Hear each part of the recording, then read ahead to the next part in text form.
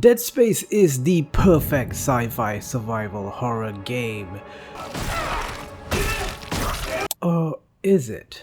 I didn't complete the original Dead Space, maybe I was too much of a wuss back in the day, so I recently played the 2024 remake of Dead Space to completion. The remake has some differences from the original. The big one is that our protagonist, Isaac Clarke, actually talks. This for the most part is a good thing. It makes more sense for a named character you see on screen to interact with other characters in the game. But it's not flawlessly executed. A lot of the script needed to be redone, and I found there was quite a bit of exposition, which I felt was unnecessary. It did take me out of the experience a little bit, at least in the beginning bits of the game. It felt like the NPCs were trying to explain things for the convenience of the player. I'm sure Nicole's okay. She's a doctor, right? She'll do the smart thing. Rather odd. Our protagonist, Isaac Clarke, is no superhero soldier man with a gun. He's just an average dude, an engineer who's just trying to do a job. He's a Gordon Freeman wannabe, but with an opinion. Well, I'm all out of good ideas, so guess what's left? What was supposed to be a routine mission to fix a busted communications array on the USG Ishimura, a massive planet cracker mining ship, turns into something truly horrific, a hellscape in space.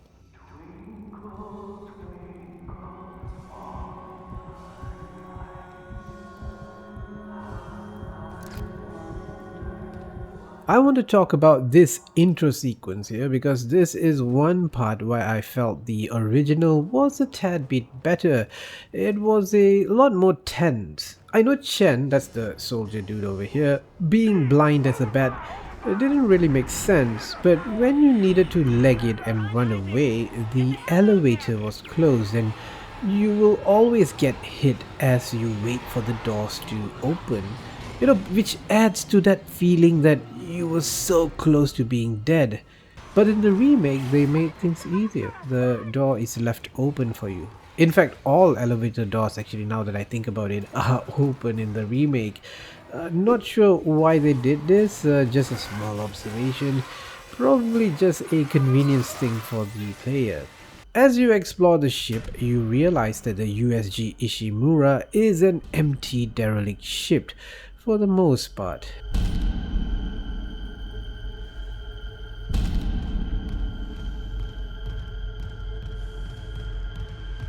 And you quickly come to the realization that the crew hasn't gone missing. Oh no, they are the monsters.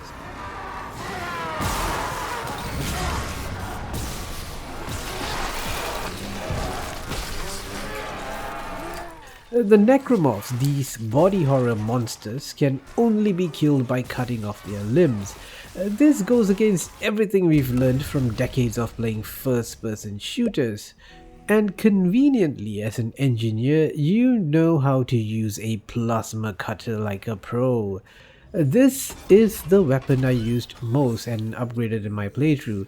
There are many very fun weapons, but I found one or two of them only useful for a specific situation. Like the flamethrower, I found only to be useful when you come across these tiny swarming necromorphs, so I think sticking to just the plasma cutter as your primary is totally fine. Speaking of the necromorphs, these are the grotesque enemy that's, I would say, very interesting and cool. Clearly some inspiration taken from the Alien movies, xenomorphs, necromorphs, at least in the name. And also, like in this scene here, in the mortuary, the necromorph's face hugger, this floppy thing, turns dead bodies into necromorphs. I think they are simply called infectors. Whatever it injects mutates their limbs and bodies into a killer space zombie.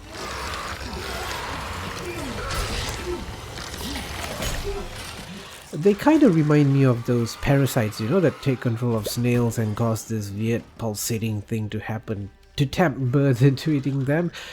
Just go Google that. So the necromorphs are partly made from an alien biomass merged with human bodies. So the infectors are the true so-called non-human necromorphs, somehow grafted together from corpses by the Marker, a mysterious alien artifact found on the planet Aegis 7, which wants you to make it whole again. Or so I thought. More on the Marker later. The necromorphs are not your typical shambling zombies, which is great. They have an unhealthy fascination for vents, jump scaring you in almost every hallway, corridor, or room. So far, combat encounters have been pretty predictable once you've identified these vents and the combat arena areas that you know you'll be facing necromorphs once the power goes down. Like clockwork, it always happens. I think this is the main criticism of Dead Space. Perhaps the combat is a tad bit predictable and repetitive, taking away from the horror, that sense of dread that the game has.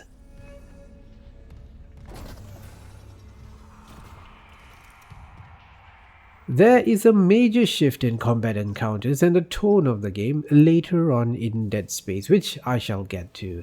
But up to this point, the combat encounters are just a teaser to the true genius of Dead Space, the true horror of being trapped in a metal hulk in space while being hunted. That sense of dread that never leaves you. So far, I've fixed things on the ship, made this tram work, which is used to transport you to the different sections of the ship. Station now accessible. Thank you for your patience. The USG Ishimura is without a doubt one of the most impressive maps in a video game. Well, it is basically a map. The art direction, the visual design of the ship is phenomenal. It's claustrophobic at parts, narrow hallways, metallic, cold, machine-like in feeling, not quite the analog vibe of the Alien movies, but much more futuristic in style as well, but still has that cold metal and machine feel.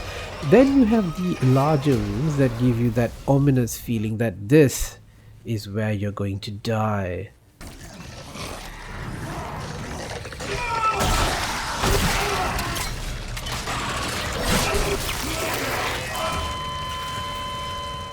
And then you have these immense spaces that leave you with a sense of awe, and maybe a bit more of a lingering sense of dread in the immensity of space, and that you are pretty much all alone. You, Isaac Clarke, need to get shit working and get out of this bad situation, while the other crew members are, well, hiding somewhere.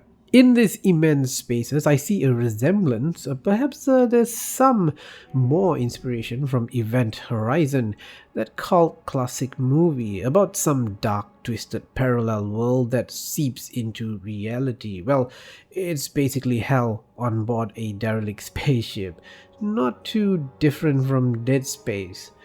Each section of the Ishimura has a specific look. It made perfect sense for the bridge to look clean and organized with a huge viewing area. The engine sector was loud, large, with lots of fans for ventilation.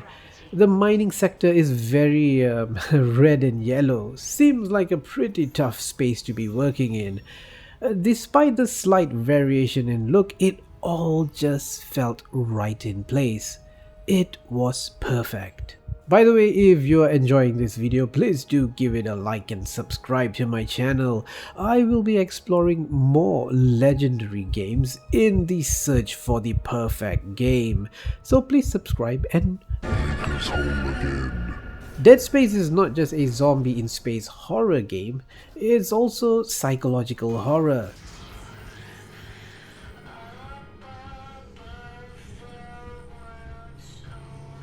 Some may say it has some elements of that Lovecraftian cosmic horror, and now I love cosmic horror, which was why I decided to play Dead Space in the first place for this series. The marker, the alien artifact humanity found on Aegis 7, is supposed to have some telepathic link with the people who come across it or go near it. It has some effects of psychosis on the crew of USG Ishimura, possibly leading to their demise.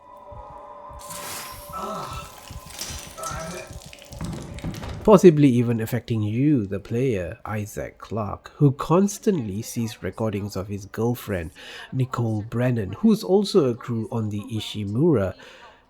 This is Senior Medical Officer Nicole Brennan.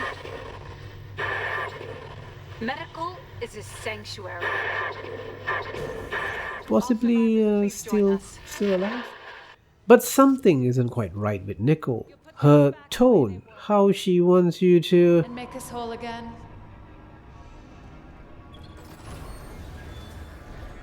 In the middle of the game, I came across what I thought was the main antagonist of the game, Dr. Chalice Mercer.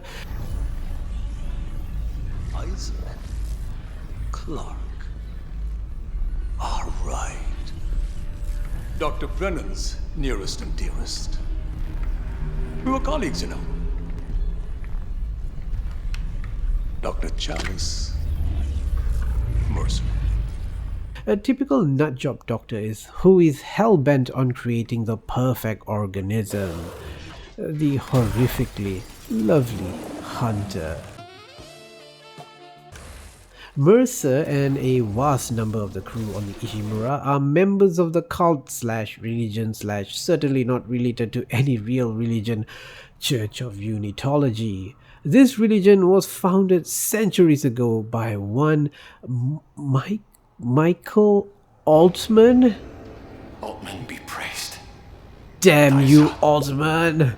Anyway, the Church of Unitology is a very popular religion that includes famous celebrities, corporations and such. Again, not like any real-world religion, of course. The motive of the church is a bit of a mystery. Something about bringing convergence, bringing the unification of humanity of some I want sort. to understand. What is convergence? But you already know. Dead or living, we all feel the marker's true purpose. Don't you want to be reunited with the people you lost? It's not very clear, but as I said, this whole church could have been under the influence of the marker, doing its thing to serve its own purpose. I thought Mercer was a great character, but it seems he could merely just be a pawn who is obsessed at perfecting his creation, the lovely Hunter. Which interestingly is not an undead like the other necromorphs. Easy.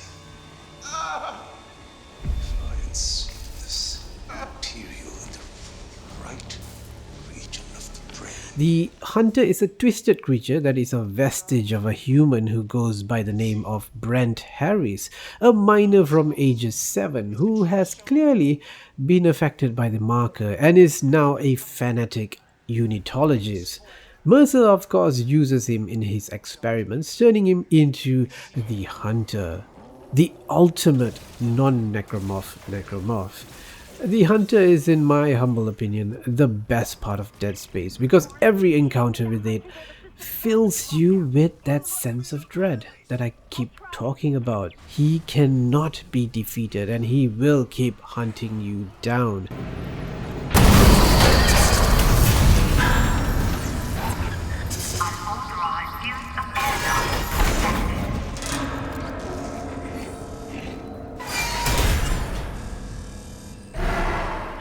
Just like Resident Evil 3.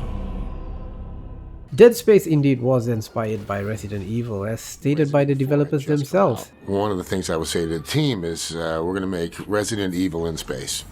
And you got And I think it shows. But truly, the first encounter is the best. Well, it was more like love at first sight. The hunter cannot be killed, so you can only slow it down by cutting off its limbs, because it regenerates them. This room is a great moment in the game, perhaps the greatest. It was perfect.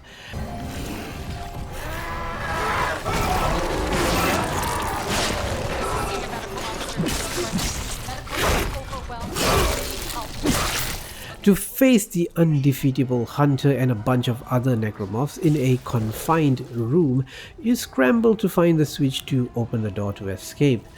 But I noticed that this is the wrong switch. Shower and lights? Why, thank you, Mr. Developer, for trolling me. The switch is on the other side that opens this door, but I managed to get away from the hunter when I removed these and went up here.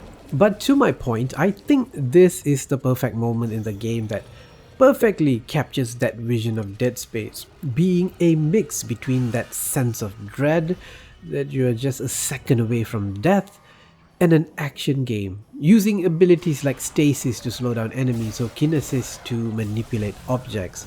This is vital in some of the more puzzle-like situations and finding hidden stuff. Whatever else the game tries to do here on out, it just escalates with more necromorph.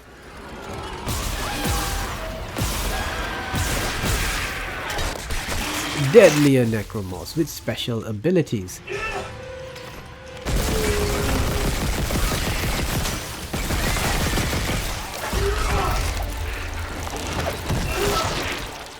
Necromorphs that go boom. Necromorphs made from babies that shoot stuff at you. Big brute necromorphs, you gotta slow down to shoot at their yellow glowing bits. Still nothing quite compared to the charming hunter. Like this sequence where you face off against the Leviathan. Ooh, what a big scary name. But this is basically a bullet hell sequence. Avoid the projectiles and tentacles and keep shooting at the glowing yellow bits. I felt like this was a wasted opportunity and lacks that sense of dread. It just felt a little off from the tone of the rest of the game.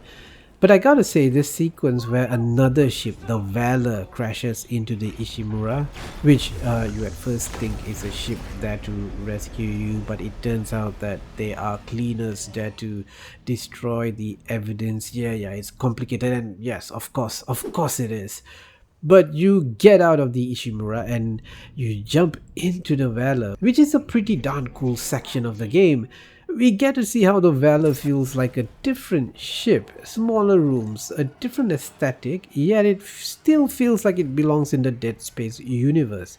This was truly a great moment with its own horrific new necromorphs.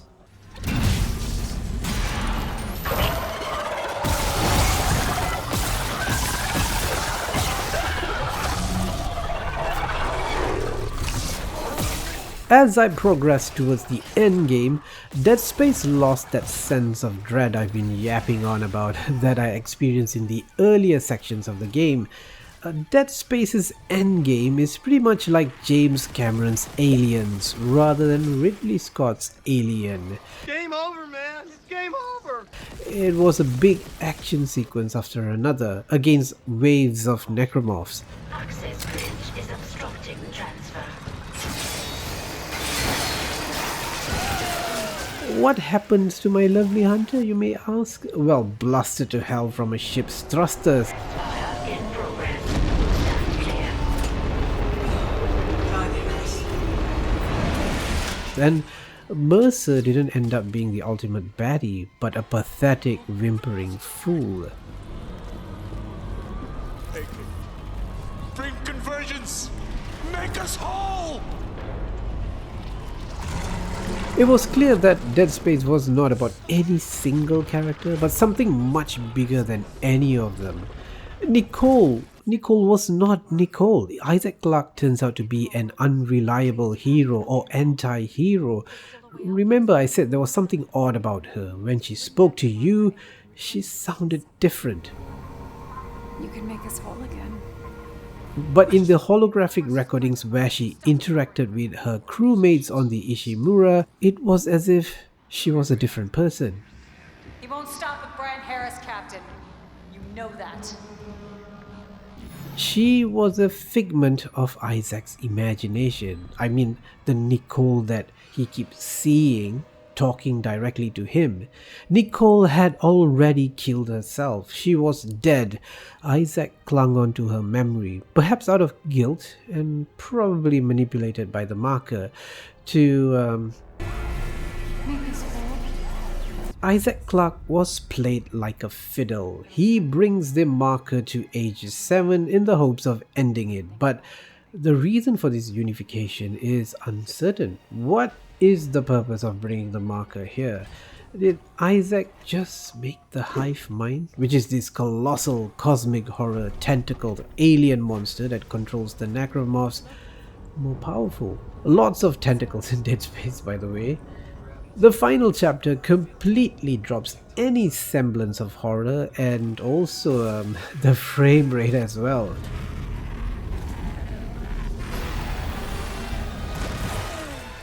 Chapter 12 is one combat arena after another until the marker is finally returned to its place where it was found.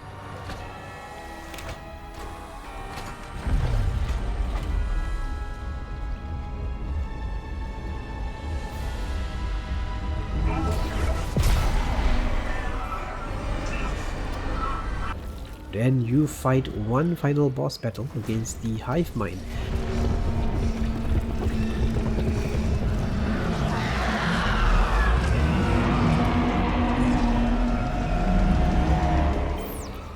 He manages to escape the crumbling planet after defeating the hive mind, but continues to be haunted by the memory of his girlfriend.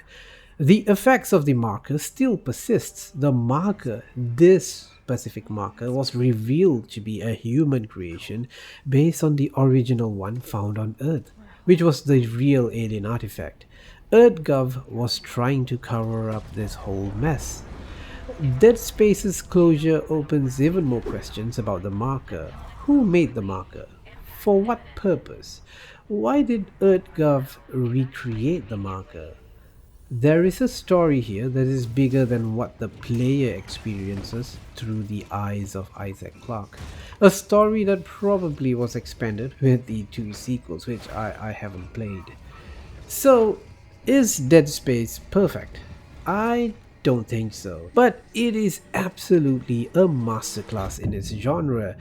Despite the jarring change of pace, going from horror to a lot more of an action game, the repetitive and predictable combat, which I felt is still quite fun when you combine your powers and after all the upgrades on your weapons and suit.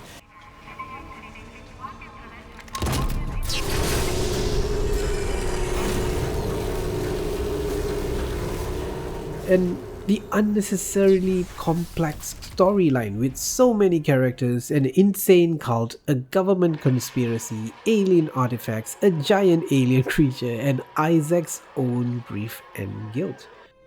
She killed my dad, then herself.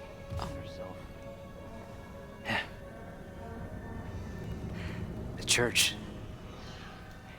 They took the bodies before I felt Dead Space through everything, including the kitchen sink, in terms of story, and came out weaker for it.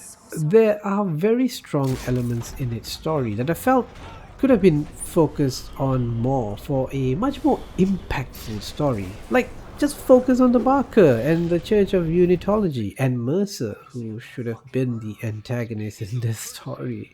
But for all those flaws, I use flaws in air quotes here, I still think the developers got something perfect. Like the visuals are some of the most convincing and immersive in terms of presenting this dreadful, derelict ship.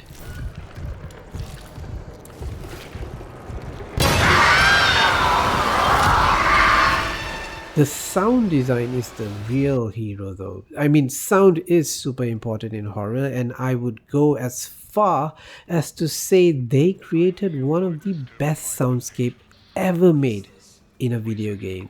The ship creaks as it breaks apart. The machines make a loud whirring noise as it keeps the ship alive. Metal clanking in the distance. things moving in the vents. It perfectly captures the dread of being trapped in the Ishimura.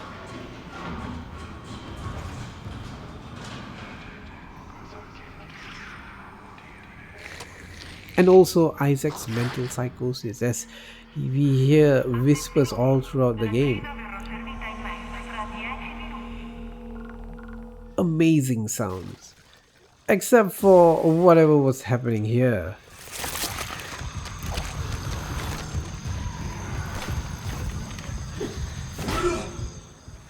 The hydroponic sector where they grow plants and other organics had this rather disturbing rainforest soundscape. Without a doubt, partly also to mess with you.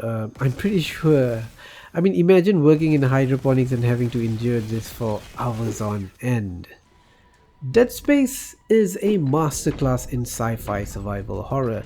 Calling it Resident Evil in space, I think, is perhaps a bit of a disservice, even if it took a lot of inspiration from the Capcom classic. Heck, I think it took a lot of inspiration from a whole swath of sci-fi references. And sadly, we may never get another new Dead Space. Even a failed spiritual successor couldn't surpass the brilliance of Dead Space. Dead Space will forever be remembered as a horror game classic, just like its inspiration. It has a very active and helpful community that continues to theorize about its universe. Now, that's a perfect 10 out of 10. Anyway, do tell me your thoughts about Dead Space. Do you agree with my take? Do you think the sequels improved on the first Dead Space? I never played the sequel, so do let me know in the comments. Thank you for watching. It would mean a lot if you subscribe to the channel because I've got something special I'm working on next.